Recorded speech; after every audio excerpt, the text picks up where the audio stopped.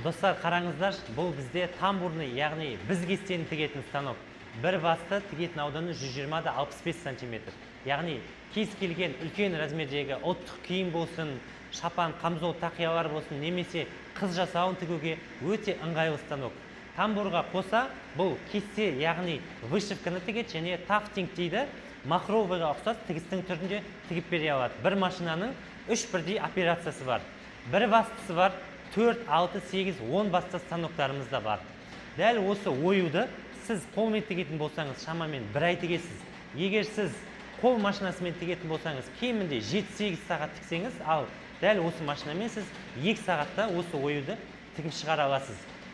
Яғни компьютерден өзіңізге ұнаған кез келген оюды, суреттерді, логотиптердің эскизін жасап аласыз да, машинамен автоматты түрде өзі тігіп береді. Дәл осы машина. Машина алған жағдайда біз кез келген өңірге жеткізіп береміз, тегін үйретеміз және 2 жыл кепілдігі бар. Егер тігін саласына қатысы бар ақпараттарды білгіңіз келсе, менің Instagram, YouTube парақшама тіркеліп қойыңыздар.